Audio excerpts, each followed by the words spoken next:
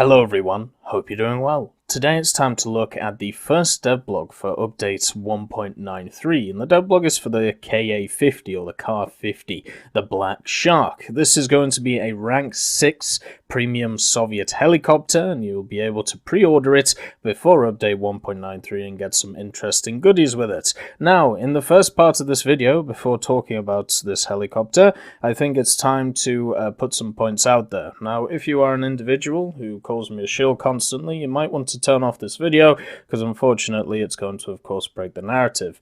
The Ka-50, in my opinion, is a terrible addition to the game, just like the G-Lynx and also the Eurocopter Tiger was when it comes to the French, and also anything subsequently when it comes to these top-tier premium helicopter vehicles. Generally, I think it's a terrible idea to add these top-tier vehicles into the game because they take away the idea of grinding in the game. There is literally no point in me grinding the Soviet tech tree to be able to get to the top level of the Mi-35M when I can just buy my way there. This is the general problem with the G-Lynx, which is still the best helicopter in the British tech tree when it comes to its whole helicopter line. Sorry, my hands are a little bit shaky right now, but you can see here, now with the G-Lynx, it is still better than the other three tech tree vehicles. The Japanese with the H1S Kisarazu, they can obviously be forgiven. When it comes to the French, there is no reason to grind out 1,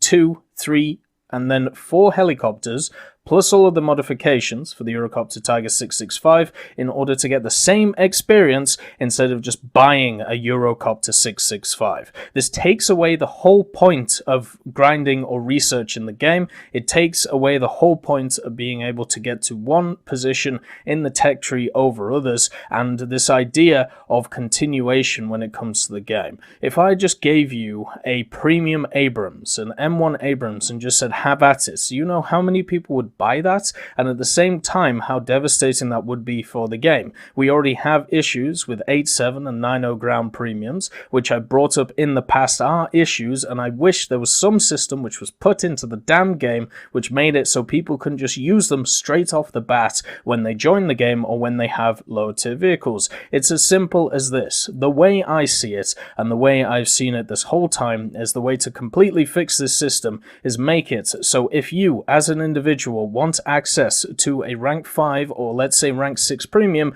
you have to have had a vehicle researched in the rank 5 part of the tech tree. This would deal with a lot of the issues which people are running into when it comes to these ideas. And with the addition of the Ka-50, you have made all of this tech tree here that you see in front of you completely useless, because I can just buy a Ka-50 which has access to armaments which is equal, if not better, than the Mi-35M, depending on how you see it. And now all we're going to see, all we're going to see in the future is we have the G-Lynx as a top tier premium, the Kisarazu as a top tier premium, the French obviously with the Eurocopter Tiger, the Germans I believe already have their 9.7, yes, the Mi-24P, and all now we need is an Apache for a premium, and that just sorts out the whole bunch. What is the point in me playing any of these helicopters if you are just going to put in a top tier one as a premium? What is the point? Because what you're giving these premiums, along with everything else, as you'll see with the Ka-50, is ridiculous ATGMs, ridiculous air-to-air missiles, and also armor, and also a good cannon. It has everything. There is no reason for me to play any other vehicle in the tech tree, because you are basically telling me, hey, if you want to skip all of those crap vehicles that we've added, ones that you have to buy, ones which you have to research modifications for, you can just buy this thing and bypass the whole thing and you'll have exactly the same experience. This is awful. This is a terrible business practice when it comes to it, because it rewards people for just spending money instead of putting time into your game. And after reading so many damn interviews from Gaijin over the last years talking about how the individuals who pay money into the game, who buy these things, are of course important, but also the people who are important are the people who play the game alongside them, to make sure, you know, that you have an actual even community when it comes to playing every part of the game. You are screwing those people over in favor of the people who pay. With the helicopters, you've already done it with naval. Every single destroyer, when it comes to the premium destroyers, is a better version of a tech tree vehicle. And you're doing the same thing with helicopters when it comes to the G-Lynx, now when it comes to the Ka-50, when it comes to the, the Kisarazu, when it comes to the Eurocopter Tiger. It is just ridiculous. Like, it's literally ridiculous. It will just kill the game mode when it comes to helicopters. It's already not doing too well, but me as a player, let's say I want to go through and I want to grind some of these helicopters. Why would I? Why would I bother? Like, why would I bother? Let's say I decide to grind out the Soviet tech tree, seen as kind of the second decent tech tree after America, right? Let's say I get to the Mi-24P. The only thing that is, available for me off the bat is not ATGMs, it's some forms of rockets, right? Let's say I get to that and I'm just grinding through, and then a Ka-50 comes to smash me.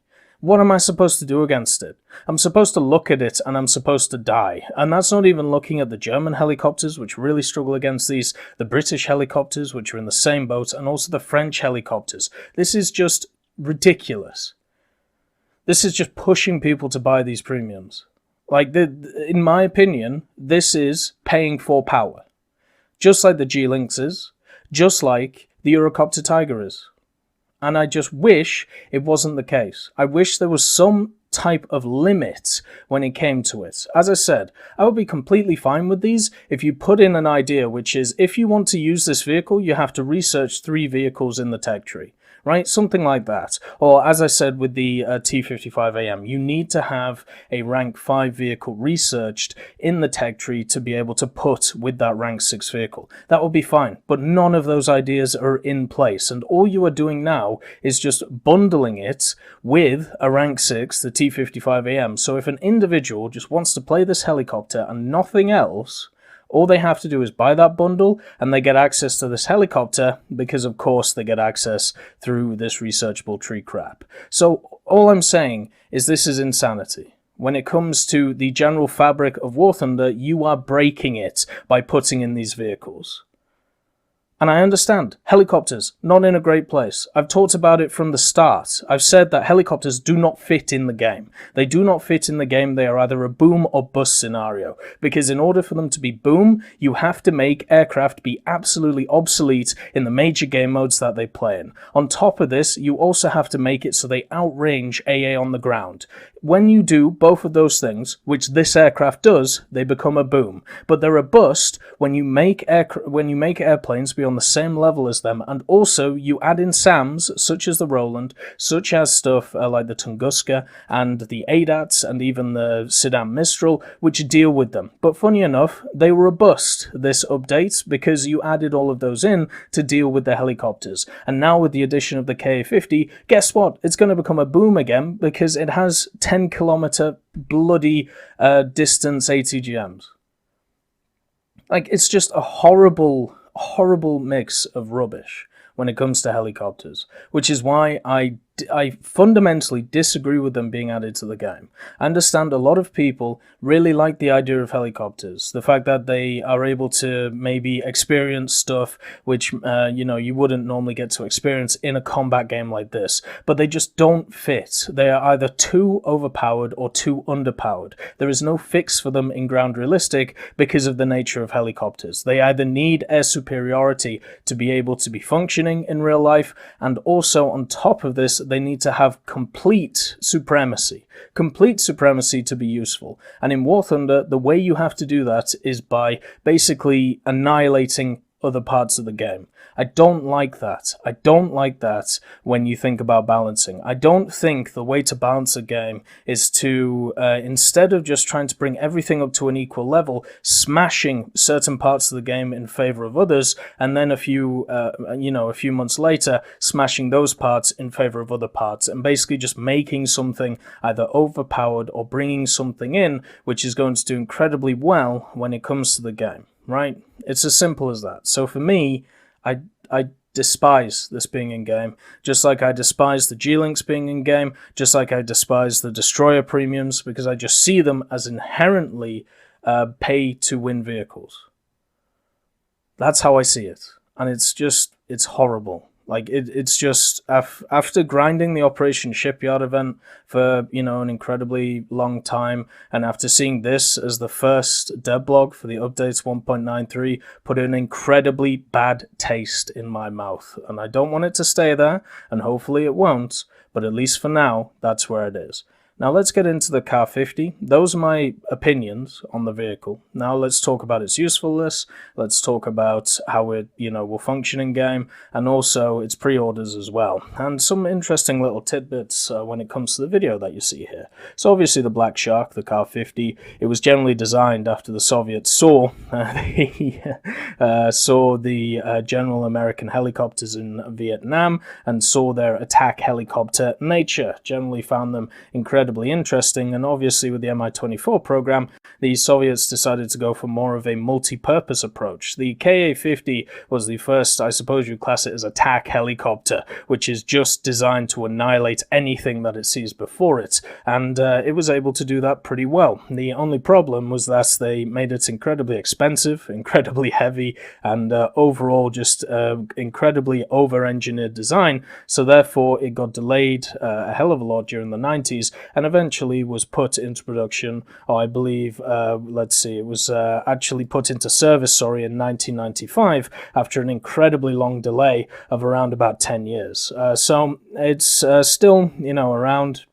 It's still an interesting vehicle, and as the first single-manned attack helicopter that the Soviets get, it's definitely an interesting thing to see in War Thunder. I just wish that we'd had, you know, a different machine, or it would have been lovely to see this in the tech tree, but unfortunately that's not the case. Something that you might have seen in this video as well that has got some other people's attention is in this video, the Ka-50 is annihilating another helicopter right about here, I believe, in the video. There you can see, and if we have a look at the screenshot of it, people have at least figured out or thought that this is an Apache. Now I think it could be pretty much anything. It could be a Huey, could be a Cobra. It's very hard to tell, but some people have theorized it's an Apache. It would make sense, as I've said, if we compare it to a bunch of other, you know, premium helicopters, which are at top tier now. It would fit the American bill. It would definitely get a lot of sales of it.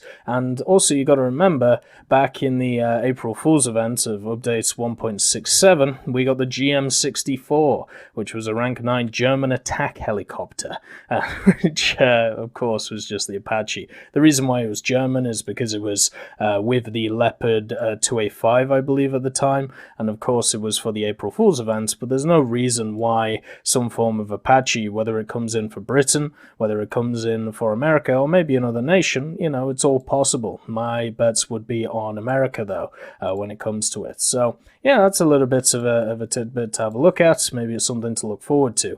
I also look at the pros and cons of this machine. The pros are excellent flight characteristics, because obviously it was designed to be incredibly maneuverable, even though it was incredibly heavy. The armored cockpits and some internal nodes, which is always lovely. As I've already mentioned, it's a single seater, so there's only one pilot and that's it. Then ATGMs, AMs, and even bombs, yes, because everybody uses bloody bombs. What a pointless addition. Also has a 30mm cannon, has limited range of motion. Well, that doesn't really matter when you've already talked about it having excellent flight characteristics, isn't it? These kind of cancel each other out. And then one crew member, that doesn't matter anyway.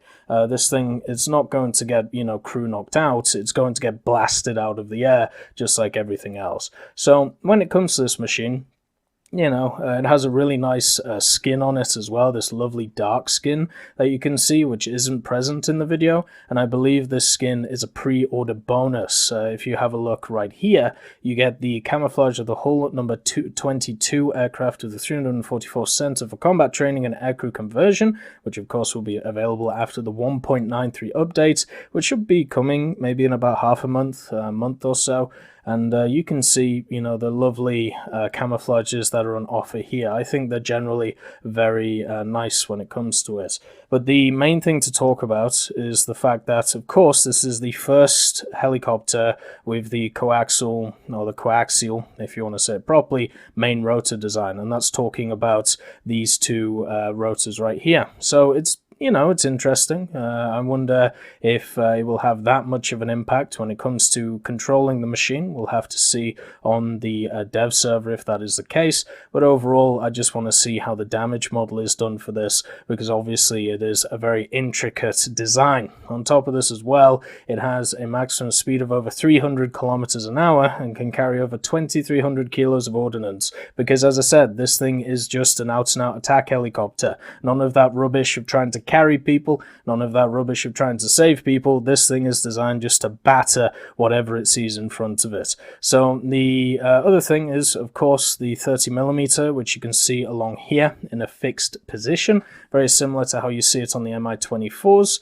The V, let's just take the V for a look. You see how the V has, well, the V is probably a terrible idea actually. Which one can I pick which doesn't have this? Maybe it's this one, the Mi-24P. Yeah, there we go. So the P has this 30mm on the side that you can see here. It's very similar on the Ka-50 that you have this gun right here, which, as it's talked about, it has limited capabilities of movement. You can see it probably has some movement, but nothing too drastic when it comes to trying to aim it at specific vehicles. If we have a look at the other side of the vehicle, there is nothing there when it comes to the gun, so it's all on the other side.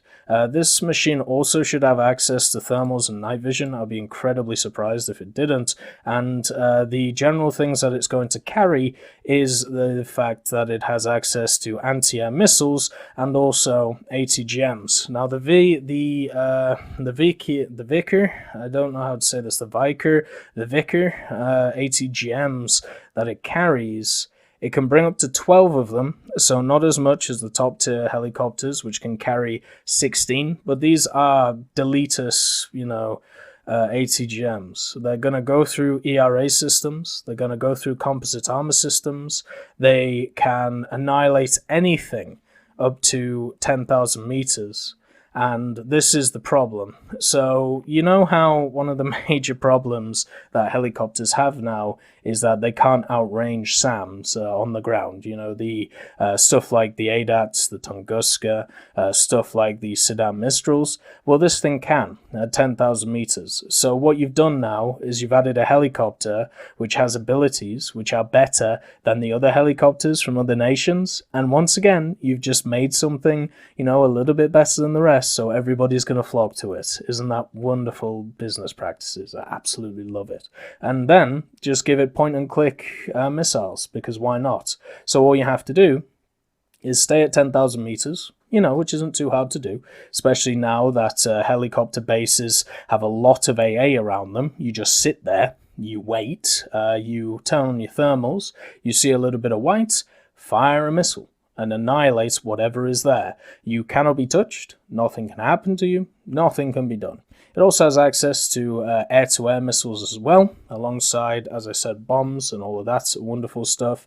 But the air-to-air missiles, if we go to the pre-order of the Black Shark pack, you can see here that it has 9 M39 Igla infrared homing air-to-air missiles. And there is also a possibility of installing 80mm unguided rocket pods. Who is going to do that? Like, literally, who is going to do that unless you're forced to? Bombs, no one's going to do that. 823mm, maybe for a meme video, but seriously, everybody's just going to take these bloody ATGMs, air-to-air missiles, and the 30mm and batter people. Like, it just annoys me. Like, the whole thing annoys me. I don't know how to not put it like that. Like, it is just aggravating to me that now you've put something for $50 up, which is just better than 90% of the helicopters in game, and that's okay. Like, that's just okay. Because, you know, the G-Lynx exists. The G-Lynx doesn't even touch this thing when it comes to its usability. Because the G-Lynx may be fast, but it doesn't get a 10 it doesn't get a 10-kilometer ATGM. Doesn't get it. Doesn't exist.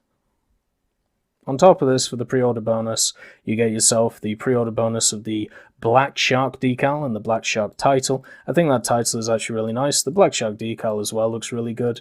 I think it's a really well done decal. And you get premium account for 15 days and 2,000 golden eagles. So you're probably paying about $30 for this overall, since 2,000 G in 15 days is about $15. So yeah, about $30 for the Black Shark pack itself. You can also get it bundled with the T55AM and the Black Shark, so you can get these both together. Remember, if you have the T55AM already, you can purchase this bundle, and you're basically just getting the Black Shark bundle for 30% off. Like, that's how it works. So you'll just be paying the $49.99 minus 30%, which is what, 50 divided by $5 is 10% of 50, so it's $15 down. So you're paying $35 for the Black Shark pack minus 15. So therefore, the overall price of the helicopter is $20 if you already have the T55AM pack. That's basically how to see it. If you want to see it in a different way, $77, and then you have about $30 in 2,000 in 4,000 GE and 30 days. So that's $30. 77 minus 30 is what? 47. 47 divided by 2 is $23.50. So each of these vehicles will be $23.50. Both will be perfect for grinding helicopters and also ground vehicles. The T55AM is great when it's down tiered, not so good when it's up tiered, but it's still combat effective because sometimes you can get lucky bounces, and also the gun is incredibly good. Only really suffers in reverse and also suffers in gun depression, but everything else is completely fine. So yeah, if you're asking me my opinion on buying this, yeah, this is a great deal. You know, it's a really good thing to get. It's going to be an amazing aircraft, and if they don't add something, an update 1.93 to deal with these, because remember, this is the first devblog. You know, there'll be a ton of other stuff to come for update 1.93, but as a first devblog, knowing that this thing can fire 10 kilometers with its ATGMs worries me a hell of a lot. A hell of a lot. And so we'll have to see if something comes out to counter it.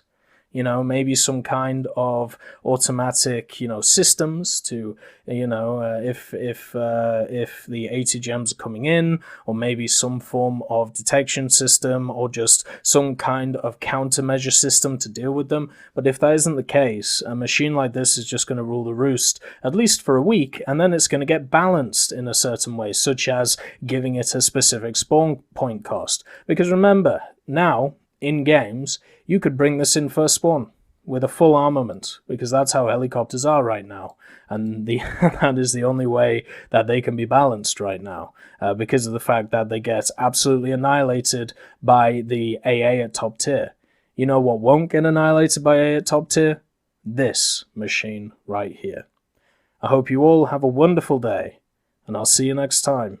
I'd just like to thank Ambrosius McClellan, B. Young, Blackie, Daniel Stanton, John Ryman, Joseph Anders, Martinez, Mopar 1969, Moxie, Super Cacti, Uyans Terry, and Eel of Goats, and of course Seductive Trash Can for supporting the channel.